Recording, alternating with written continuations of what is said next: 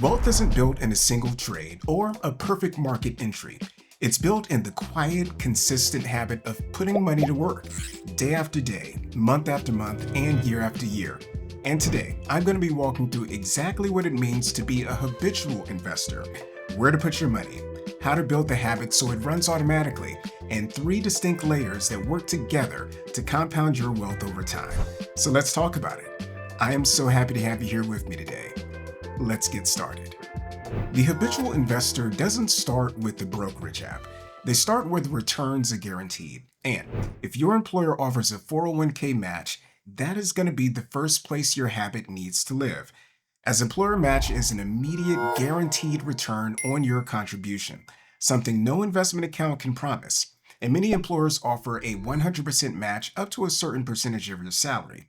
So if your company matches dollar for dollar up to 3% as an example, and you're not contributing at least 3%, you're leaving part of your compensation on the table every single paycheck. Now, here's what that actually looks like over time. If you earn $60,000 and contribute 3%, that's $1,800 a year from you. Your employer matches it dollar for dollar, so another $1,800. So $3,600 a year is going to work on your behalf. Over 30 years at a 7% average annual return, that combined contribution grows to approximately $340,000. Now compare that to saving your same $1,800 a year in a high-yield savings account at a competitive 4% rate. You'd end up with roughly $101,000. The 401k with the full match produces more than 3 times that outcome. That gap of over $239,000 is the cost of not participating. Capture the full match before you do anything else. Now, beyond the match, the 401k limit in 2026 is $24,500 or $32,500 if you're 50 or older. You may not be in a position to max it right now, and that's perfectly fine. It's the habit that matters. Automate a fixed percentage of your paycheck and commit to increasing it by 1% every year. Platforms like Fidelity have built-in tools that will schedule that annual increase automatically. So you set it once and it runs. And if you're wondering where that extra percentage might come from, your annual cost of living adjustment, a merit increase, or your next promotion is the answer.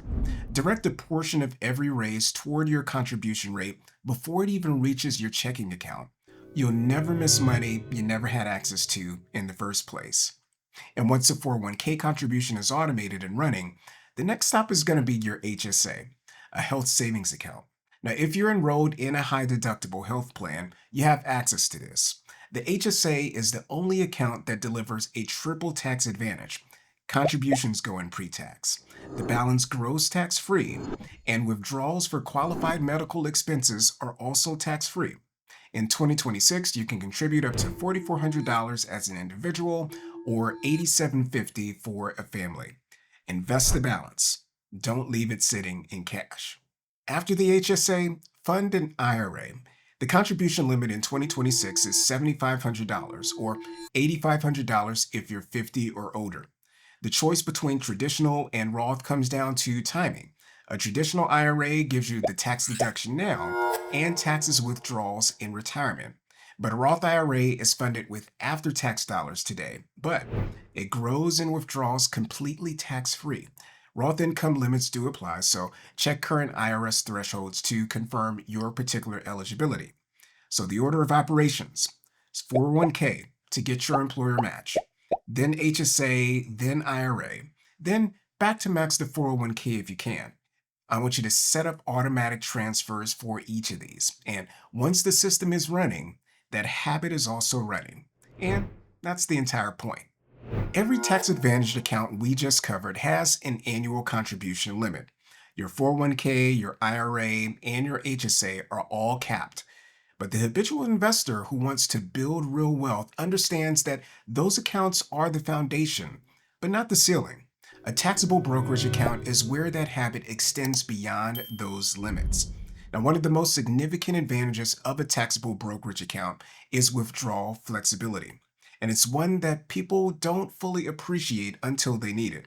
With a tax-deferred account like a traditional 401k or IRA, you generally have to wait until age 59 and a half to make withdrawals without penalty. Pull money out? And then you're looking at a 10% early withdrawal penalty on top of ordinary income taxes. A taxable brokerage account, however, has no such restriction. You can access that money at any time, for any reason, and without a penalty. And that flexibility matters, whether it's seizing a business opportunity, funding an early retirement, or simply having liquid wealth available when life doesn't go according to plan. Now, that doesn't mean that there are no tax considerations. When you sell assets in a taxable brokerage account, you do trigger a taxable event. If you hold for less than a year, the gain is taxed as ordinary income, which is a meaningfully higher rate for most investors. If you've held the investment for more than a year, the gain is going to be taxed at long-term capital gains rates, which for most people are more favorable than ordinary income tax rates. But the habitual investor's natural approach, buy consistently, hold long-term, and avoid reactive selling, already positions you to benefit from the more favorable tax treatment.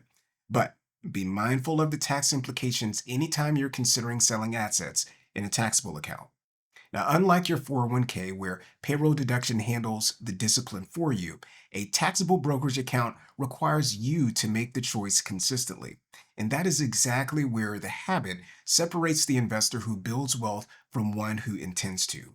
Automate the contribution through platforms like Robinhood or Wealthfront, Fidelity, or Schwab that have no account minimums required, and remove yourself from the decision. I personally make a daily contribution to my taxable account invested in VT, which is Vanguard's Total World Stock ETF. A dollar cost average through every market condition. Now, what you invest in should reflect your own risk tolerance and goals. But what shouldn't change is the discipline of showing up consistently.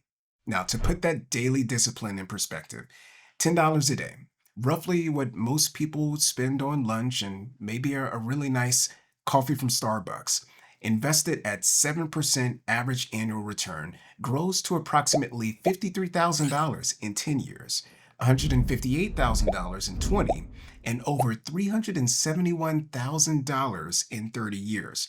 The amount you start with matters far less than the commitment to keep going, and that is the return on your consistency. The third layer has nothing to do with a brokerage account or a tax form, but it may be the highest returning investment you ever make. And that's investing in yourself. Your skills, your knowledge, your personal development can produce returns that outpace anything the market offers, particularly if you're early in your career. The habitual investor understands that their income is an asset, and like any asset, it can be developed and grown.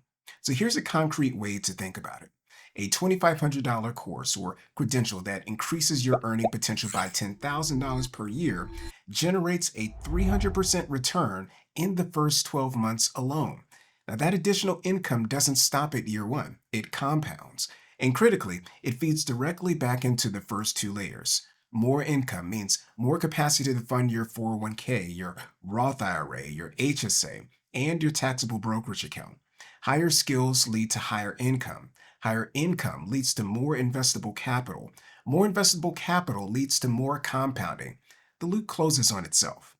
Now, this layer looks different depending on where you are in your career. It might mean pursuing a certification in your field, developing a technical skill that commands higher compensation, or investing in work that builds your reputation and opens doors to higher earning opportunities. The specific investment matters less than the discipline that you build behind it, the same discipline you're already bringing to your financial accounts. Treat professional development as a line item in your budget, not as an afterthought. Even $1,000 to $2,000 a year, directed at the right skill or credential, can shift your income trajectory in ways that dwarf what that same money would have in any market. So let's pull everything together.